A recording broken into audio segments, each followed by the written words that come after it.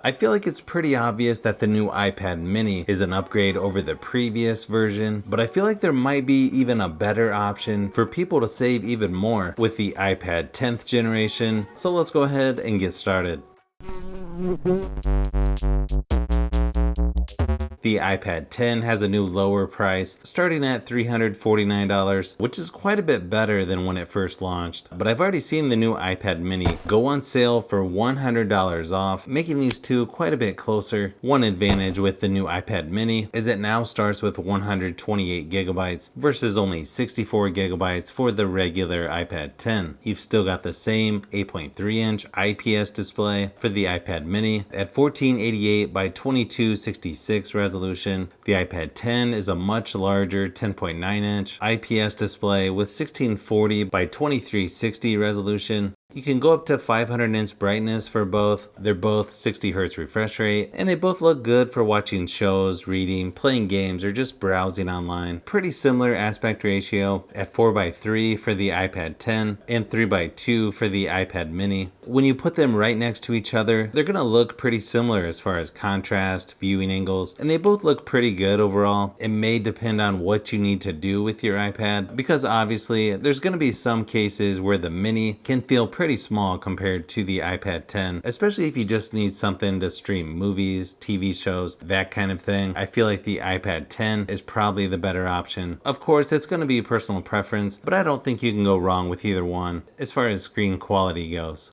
The battery life is somewhat similar, a little bit better on the iPad mini, lasting about 6 hours in my typical battery drain test versus 5.5 for the iPad 10. Keep in mind though, that's more of an extreme use scenario at 100% screen brightness, so you can get quite a bit longer with mixed usage, especially if you turn the screen brightness down. But if you want the iPad with slightly better battery life, I'd go with the mini, but again, they're close enough that it's not a huge difference between the two.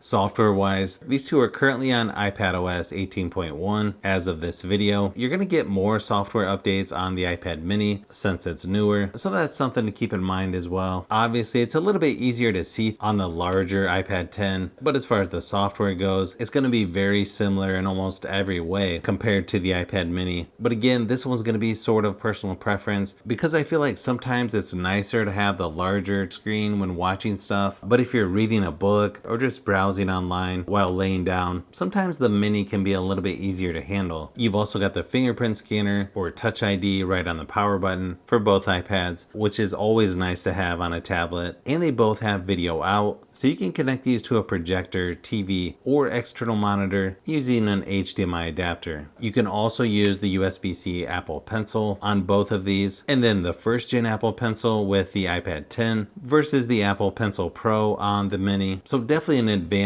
with the mini since you can just charge the pencil right on the side, and it's got a few extra features there as well. Overall, both are pretty good options if you like to draw, take notes, or that type of stuff, but I feel like sometimes it's a little easier on the iPad 10 just because you have a little bit more real estate to use.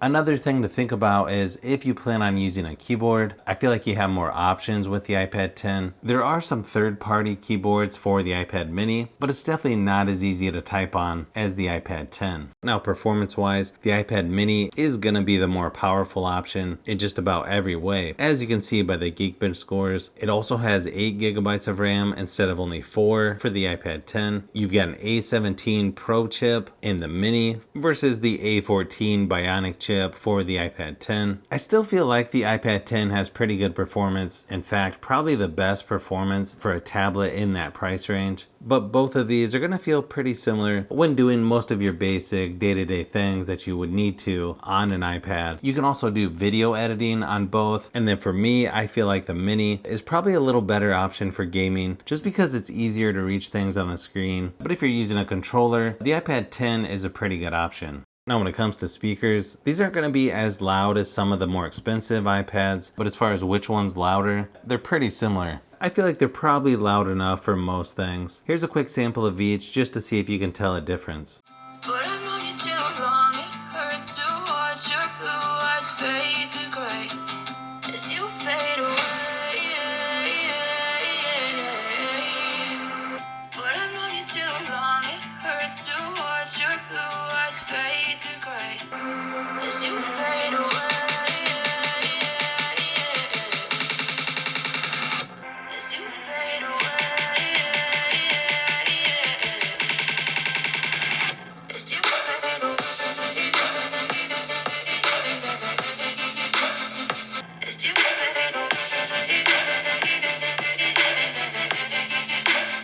As far as cameras go, you've got a 12 megapixel on the front and back for both iPads. And you can shoot up to 4K 60 frames per second for video recording on both. The front-facing cameras on the long edge for the iPad 10, still on the short end for the iPad mini. I feel like you're going to get pretty similar results regardless of which one you go with. Here's a few quick samples just to give you an idea of what to expect from each.